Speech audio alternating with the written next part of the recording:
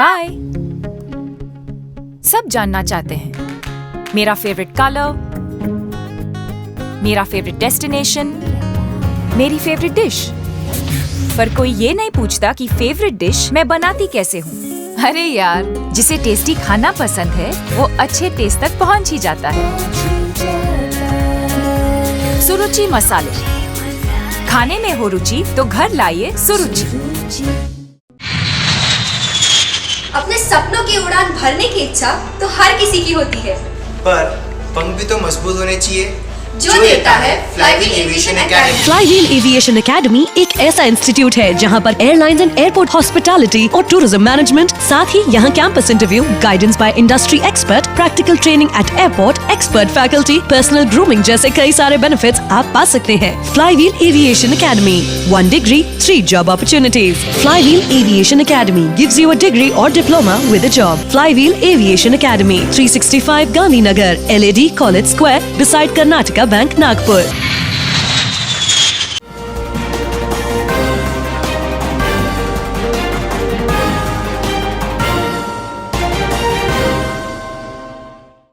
नमस्कार, नागपुर हलचल में आपका स्वागत है। तो आइए नजर डालते हैं नागपुर के विविध हलचल पर। महाराजबाग मार्ग पर के सिटी बस स्टैंड पर आने वाले यात्रियों के लिए नगर जल आपूर्ति विभाग द्वारा स्थापित नए अपडेटेड वाटर एटीएम का उद्घाटन मनपा परिवहन समिति के अध्यक्ष बंटी कुकड़े ने किया। इस अवसर पर परिवहन विभाग के प्रशासनिक अधिकारी रविंद्र पागे, लेखा अधिकारी विनय भारद्वाज, मैकेनिकल इंजीनियर योगेश लुंगे, गिरीश महाजन, निखिल शुभम और वाटर हेल्थ इंडिया के प्राध्यापक सचिन मौजूद थे। इस अवसर पर बोलते हुए बंटी कुकड़े ने कहा कि शहर में चलने वाली ज्यादातर बसें महाराजबाग रोड स्थित सिटी बस स्टैंड से चलती है, इसलिए यात्रियों की भीड़ हमेशा रहती है। पिछले कई सालों से यात्रियों के लिए पीने के पानी की समस्या बनी हुई है। बस चालकों को पीने का पानी भी नहीं मिल रहा था, इसलिए वाटर एटीएम लगाने के लिए जल आपूर्ति विभाग को फॉलो अप किया गया। कुछ ही देर में वहां नया वाटर एटीएम बन गया। इस वाटर एटीएम से बस स्टैंड पर पीने के पानी की समस्या का समाधान हो गया और इसमें नगर निगम पर कोई आर्थिक बोझ नहीं पड़ेगा। Water health India private limited को इन एटीएम के रखरखाव और दैनिक सुविधाएं प्रदान करने की जिम्मेदारी सौंपी गई है। कुकड़े ने सभी को इस वाटर एटीएम का लाभ उठाने की अपील की। इलीट और वोक्काट अस्पताल द्वारा नागपुर सेंट्रल जेल में एक मेगा हेल्थ चेकअप कैंप का आयोजन किया गया। जेल अधीक्षक अनूप कुमार कुमरे ने स्वास्थ्य शिविर का उद्घाटन किया, जबकि rotary club of Nagpur elite के अध्यक्ष शुभंकर पाटिल ने अध्यक्षता की। इस अवसर पर वरिष्ठ कारागार अधिकारी कमलाकर मिराशे, देवराव आडे, अजय पाटिल, प्रसिद्ध सामाजिक कार्यकर्ता किशोर राठी, मंजूषा चकलनवार, हरविंदर सिंह मुल्ला प्रमुख रूप से उपस्थित थे। कैंप में त्वचा विज्ञान, सामान्य स्वास्थ्य चिकित्सा, फिजियोथेरेपी जैसे विभिन्न चिकित्सा क्षेत्रों के डॉक्टर मौजूद थे। महिला कैदियों के लिए लेडी डॉक्टरों की एक विशेष टीम भी नियुक्त की गई थी। कैंप में चेकअप पश्चात कैदियों को paracetamol, iron, calcium supplement, anti fungal cream आदि दवाएं मुफ्त में वितरित की गई। इस मेगा हेल्थ कैंप का लाभ कुल 320 पुरुष कैदियों और 62 महिला कैदियों ने लिया। कैंप में त्वचा विशेषज्ञ डॉक्टर असरा खुमेशी, डॉक्टर वैभव अग्रवाल, डॉक्टर गीतिका पाटने, डॉक्टर शीतल, डॉक्टर अब्दुल जमीर, डॉक्टर श्रेयस, डॉक्टर महिमा मेश्राम, डॉक्टर मधुश्री, डॉक्टर अनुजा नानवारे डॉक्टरों की विशेष टीम थी। रोटरी एलिट टीम की ओर से करण जोतवानी, अक्षित खोसला, सार्थक गुगनानी, चिराग गोलचा, शिवांगी गर्ग और सना ओपई ने शिविर के आयोजन और स्वयंसेवक का काम देखा। इसी प्रकार वोक्काट अस्पताल की ओर से हर्षल वंजेकर, सौरभ, अश्विन पोटभरे, रविंद्र ठोसरे और लता चौहान प्रतिनिधि के रूप में उपस्थित थे। इस साल पूरा देश आजादी की 75वीं वर्षगांठ मनाने जा रहा है। इस उपलक्ष्य में आयोजित एक वर्चुअल बैठक में केंद्रीय मंत्री नितिन गडकरी ने आह्वान किया कि नई पीढ़ी को भारत का गौरवशाली इतिहास बताने और सबके मन में देशभक्ति की भावना जगाने के लिए आजादी की 75वीं वर्षगांठ पर साल भर विभिन्न कार्यक्रमों के जरिए आजादी का जागरण करें। बैठक में mayor Dayashankar Tiwari, deputy mayor Manisha Dhawade, स्थायी समिति के अध्यक्ष प्रकाश भोयर, सत्तारूढ़ दल के नेता अविनाश ठाकरे, नेता प्रतिपक्ष तानाजी वनवे, सांसद डॉक्टर विकास महात्मे, विधायक प्रवीण दटके, संभागीय आयुक्त प्राजक्ता लवंगारे, कलेक्टर आर विमला, नागपुर सुधार प्रन्यास के अध्यक्ष मनोज कुमार सूर्यवंशी, निगम के अतिरिक्त आयुक्त दीपक कुमार मीना, निगम खेल की खेल समिति अध्यक्ष प्रमोद तबाने सहित विभिन्न विभागों के अधिकारी एवं संगठनों के प्रतिनिधि उपस्थित थे। गडकरी ने आगे कहा कि स्वतंत्रता के गौरवशाली इतिहास से युवा पीढ़ी को प्रेरित करने के लिए विभिन्न विभागों और संगठनों के माध्यम से वर्ष भर विभिन्न कार्यक्रम आयोजित किए जाने चाहिए। स्वतंत्रता संग्राम को यादगार बनाने के लिए निबंध प्रतियोगिताओं, चित्रकला प्रतियोगिताओं आदि के माध्यम से योजना बनाई जानी चाहिए। तेलनखड़ी पार्क के पास फुटाला तालाब में एक संगीतमय फव्वारा स्थापित किया जा रहा है। इसके लिए हम लाइट एंड म्यूजिक शो के साथ म्यूजिकल फाउंटेन का उद्घाटन करने की कोशिश कर रहे हैं, जो आजादी 75 का कोड तैयार कर देशभक्ति का संदेश देगा। बैठक की शुरुआत में मेयर दयाशंकर तिवारी ने आजादी 75 के पीछे की पृष्ठभूमि बताई। उन्होंने कहा कि 14 अगस्त 2021 की मध्यरात्रि से 15 अगस्त 2022 तक पूरे एक वर्ष देशभक्ति कार्यक्रम आयोजित किए जाने का विचार है। नागपुर मनपा 75वें स्वतंत्रता दिवस के अवसर पर 75 हेल्थ पोस्ट स्थापित कर रही है। मनपा स्कूलों के 75 छात्रों को कॉम्पिटिटिव एग्जाम के लिए तैयार करने सुपर 75 परियोजना शुरू की गई है। 75 मैदानों को ऑक्सीजन जोन में बदला जा रहा है। ऐसी कुछ नवीन परियोजनाओं को अन्य विभागों और संगठनों द्वारा भी लागू किया जाना चाहिए। डॉक्टर श्यामा प्रसाद मुखर्जी समर्थ बूथ अभियान अंतर्गत प्रभाग क्रमांक 18 के बूथ क्रमांक 220 की बैठक केंद्रीय मंत्री नितिन गडकरी की अध्यक्षता में आयोजित की गई। बैठक में बूथ कार्यकारिणी का परिचय कराया गया। उन्हें गडकरी ने सटीक मार्गदर्शन किया। बैठक में शहर भाजपा अध्यक्ष विधायक प्रवीण दटके, गिरीश व्यास, विकास कुंभारे, मोहन मते तथा भाजपा मध्य नागपुर के अध्यक्ष किशोर पालांदूरकर, विनायक डेहनकर, सुमत लल्ला जैन, सुधीर राउत, नेहा वाघमारे, उषाताई शाहीवाले, गिरीश पुराणिक, किरण पेशकर, हिमांशु जोशी, अक्षय ठवकर, विजय चौरसिया, कवड़ू झाड़े एवं किला वार्ड अध्यक्ष धीरज चौहान उपस्थित थे। सीताबड़ी के मेयर मेमोरियल हॉस्पिटल के 125वीं वर्षगांठ पर हॉस्पिटल की ओर से समाज में उत्कृष्ट काम करने वाले महानुभावों का सत्कार किया गया। इसी कड़ी में सामाजिक कार्य में अग्रसर रहने वाले नरेंद्र जिचकार का अस्पताल प्रबंधन की ओर से संचालक विलास शेंडे द्वारा सत्कार किया गया। नरेंद्र जिचकार हमेशा निःशुल्क स्वास्थ्य जांच शिविर, नेत्र जांच शिविर आदि का आयोजन कर जरूरतमंदों की सेवा करते हैं। उनके द्वारा अभी तक विगत 2 वर्षों से कई स्वास्थ्य जांच शिविरों का आयोजन नागपुर के विभिन्न इलाकों में किया गया है। इसी के साथ वे गरीब विद्यार्थियों को भी शिक्षा के लिए मदद करते हैं। उन्होंने एक होनहार छात्र की आजीवन शिक्षा का खर्च भी उठाया है। महाराष्ट्र प्रदेश कांग्रेस कमेटी के अध्यक्ष नानाभाऊ पटोले के आदेशानुसार नागपुर शहर जिला कांग्रेस कमेटी की ओर से शहर अध्यक्ष विधायक विकास ठाकरे की प्रमुख उपस्थिति में कांग्रेस चिकित्सा सेल के अध्यक्ष सुधीर अघाव के माध्यम से विभिन्न पदों पर विधानसभा के अनुसार पदाधिकारियों को नियुक्ति पत्र प्रदान किए गए। चिकित्सक सेल में doctor Panchthul, doctor Abhijit Dhawale, doctor Bhushan Waghe को उपाध्यक्ष, डॉक्टर कुंजन सूर्यवंशी, डॉक्टर त्रुचा सुगंध को सचिव, पश्चिम नागपुर के अध्यक्ष डॉक्टर मंगेश मेंदे, दक्षिण नागपुर के अध्यक्ष डॉक्टर किरण पेटेवार, पूर्व नागपुर के अध्यक्ष डॉक्टर धम्मरतन वासनिक, मध्य नागपुर के अध्यक्ष डॉक्टर प्रशांत यावले, मध्य नागपुर के उपाध्यक्ष डॉक्टर योगेश खराबे, सचिव डॉक्टर नेहा पलांदूरकर को नियुक्त किया गया। इस अवसर पर विधायक ठाकरे के हाथों पदाधिकारियों का तिरंगे दुपट्टे से स्वागत किया गया। इस अवसर पर दक्षिण नागपुर के उपाध्यक्ष किशोर गीत, प्रकाश फूके, अमित खंगर, प्रोफेसर कमलेश तोतड़े, योगेश पांडे उपस्थित थे। पश्चिम नागपुर विधानसभा क्षेत्र के सुरेंद्रगढ़ स्थित भवानी चौक 10 लाख रुपए की लागत वाले विकास कार्यों का भूमि पूजन विधायक विकास ठाकरे के हाथों किया गया। इस क्षेत्र में 10 लाख रुपए की लागत से विविध निर्माण कार्य किए जाएंगे। इस भूमि पूजन के अवसर पर कांग्रेस के प्रमुख पदाधिकारी व क्षेत्र के नागरिक उपस्थित थे। नागपुर महानगर भारतीय जनता पार्टी द्वारा श्यामा प्रसाद मुखर्जी समर्थ बूथ अभियान चलाया जा रहा है। इस अभियान के अंतर्गत प्रभाग क्रमांक 35 के बूथ क्रमांक 350 में बूथ की बैठक हुई। बैठक में शहर भाजपा अध्यक्ष विधायक प्रवीण दटके, विस्तारक जयंत गुड़गे पाटिल, शक्ति प्रमुख संजय घाटे, वार्ड अध्यक्ष संजय खोरगड़े, संपर्क प्रमुख सोनू मुले, बूथ प्रमुख प्राणेश खांडेकर प्रमुखता से उपस्थित थे।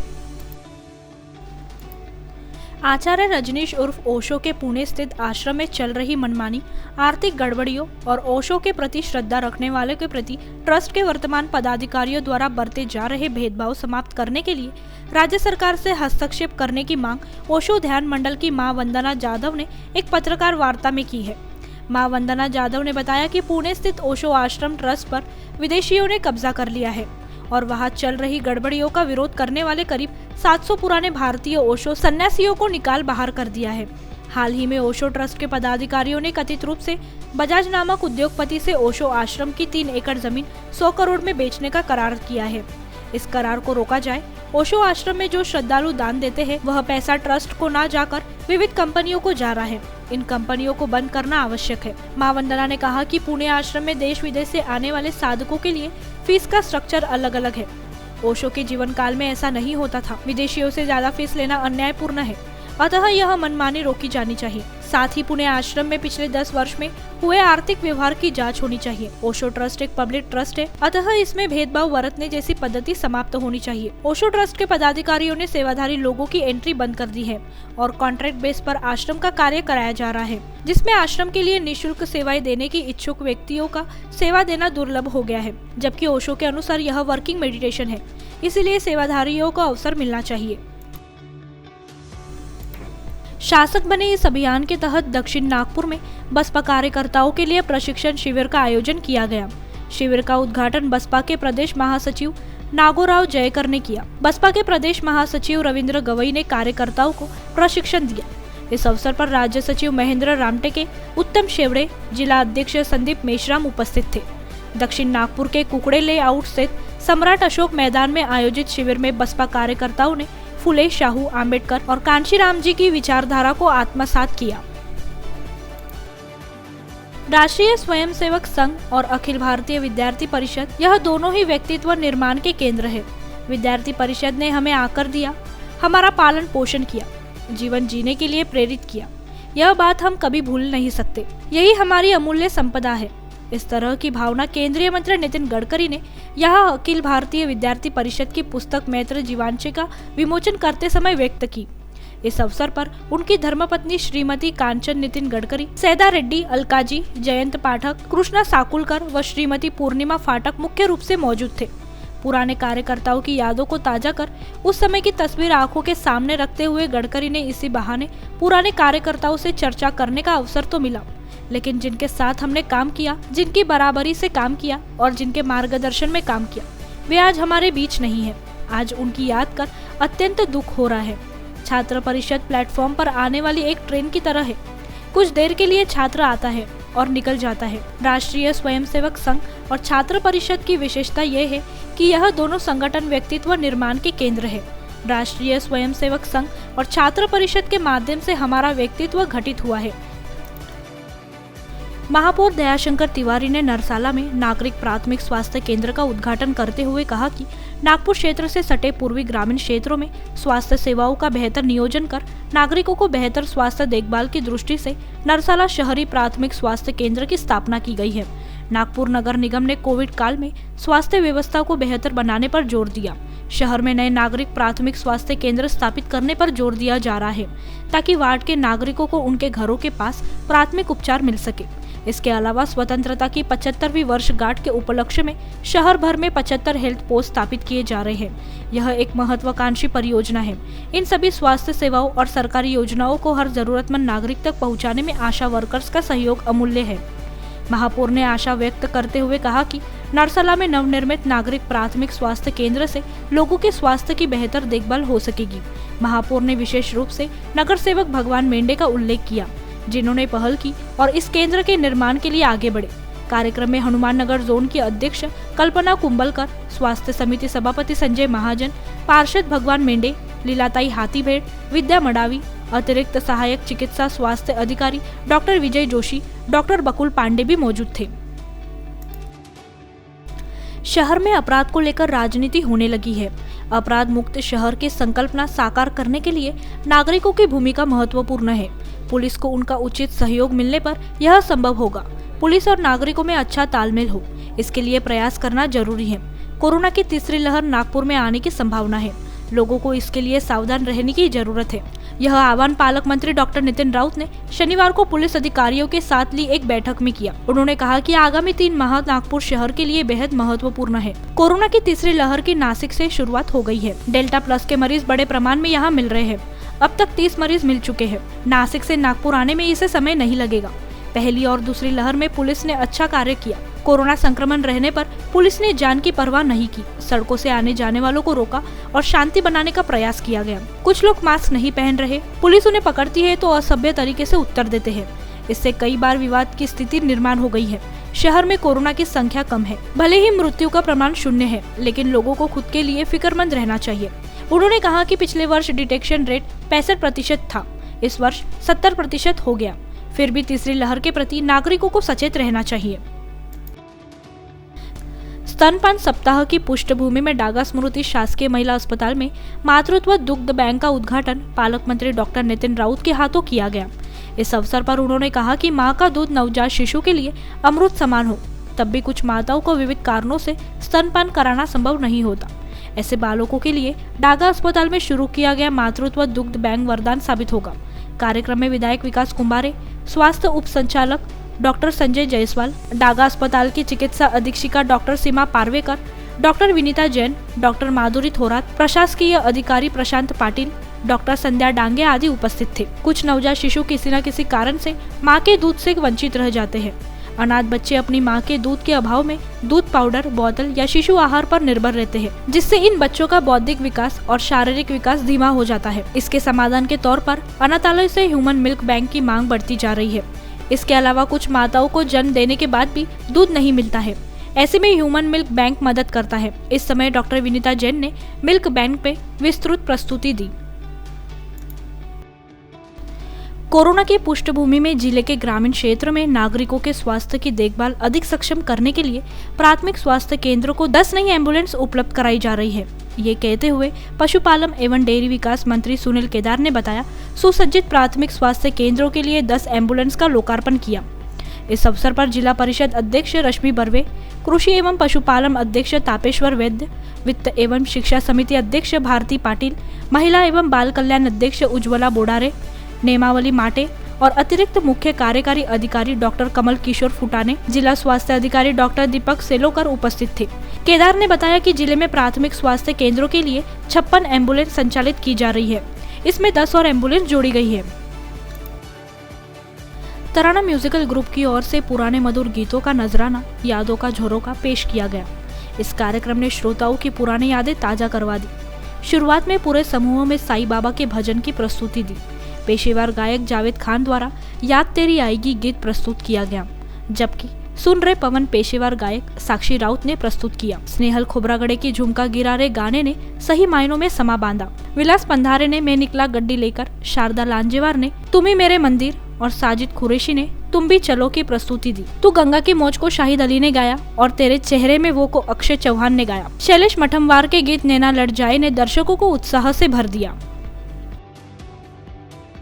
दक्षिण मध्य क्षेत्र सांस्कृतिक केंद्र नागपुर द्वारा रविवार को ऑनलाइन यूट्यूब लाइव के माध्यम से लोकप्रिय प्रातःकालीन संगीत सभा ब्रह्मनाथ का आयोजन किया गया। इस आयोजन में बीड़ महाराष्ट्र के कृष्णा सालुंके एवं पुणे महाराष्ट्र के आशय कुलकर्णी ने क्रमशः पखावाज एवं तबला की जुगलबंदी की प्रस्तुति दी। इस कार्यक्रम का प्रसारण दक्षिण मध्य क्षेत्र सांस्कृतिक केंद्र नागपुर के यूट्यूब पर लाइव किया गया। इस कार्यक्रम को 100 से अधिक दर्शकों ने देखा और सराहा। सूर्यनगर में नगर सेवक व पूर्व सभापति प्रदीप पोहानी के हाथों प्रभाग 24 में 12वीं कक्षा में मेरिट आई छात्र कोमल मुकेश स्वामी व सृष्टि हरीश शर्मा को शॉल व बुके देकर सत्कार किया गया। मनोज अग्रवाल व मीना नाडर के अलावा छात्रों के परिवार के सदस्य व स्थानीय नागरिक अनिकेत वंजारी, पूनम मोटवानी, पूनम भाटिया, शिवा शर्मा, मधु स्वामी, हर्षा सेवक, जयश्री डागा, श्रद्धा सोनक, नैना रावल, राजेश्वरी नायडू, नीतू कुमार, आभा अग्रवाल, कृष्णा चिटकुले, रविंद्र मोगरकर, संजय मलवानी, पंकज उपाध्याय आदि उपस्थित थे। पूर्व नागपुर निवासी राकेश मिश्रा के 11 वर्ष के मासूम बालक आदर्श को सर्पदंश के बाद मेडिकल कॉलेज के डीन व डॉक्टरों के द्वारा सही समय पर इलाज न करने और बिना किसी दवाई के वापस कर दिए जाने के कारण लता मंगेशकर हॉस्पिटल हिंगना में इलाज करवाते समय उसकी मृत्यु हो गई। इस कारण बालक की असमय ही मौत के लिए पूरी तरह से मेडिकल कॉलेज के डीन व डॉक्टरों की लापरवाही जिम्मेदार होने का आरोप लगाते हुए राष्ट्रवादी कांग्रेस पार्टी के शहर अध्यक्ष धुनेश्वर पेटे के नेतृत्व में मृतक बालक आदर्श के पिता राकेश मिश्रा एवं उनके परिवार के प्रमुख उपस्थिति में अजनी पुलिस स्टेशन के वरिष्ठ पुलिस निरीक्षक विनोद चौधरी को शिकायत पत्र सौंपा गया। पत्र में मांग की गई है कि इस बालक की मौत के जिम्मेदार डॉक्टर एवं डीन के खिलाफ सदोष मनुष्य वध का प्रकरण दर्ज किया जाए। देश की आजादी के लिए मध्य नागपुर के गोलीबार चौक पर अंग्रेजी सत्ता के खिलाफ सैनिकों की गोली से शहीद हुए हलबा क्रांतिकारियों को शहर कांग्रेस की ओर से श्रद्धांजलि दी गई। महाराष्ट्र प्रदेश कांग्रेस कमेटी के अध्यक्ष नानाभाऊ पटोले, शहर कांग्रेस अध्यक्ष विधायक विकास ठाकरे के मार्गदर्शन में तथा मध्य नागपुर ब्लॉक अध्यक्ष मोतीराम मुहाड़ीकर के नेतृत्व में यह कार्यक्रम आयोजित किया गया। तो नागपुर हलचल में आज इतना ही। आपसे कल फिर मुलाकात होगी। तब तक बने रहिए वीकेबी न्यूज के साथ। नमस्कार।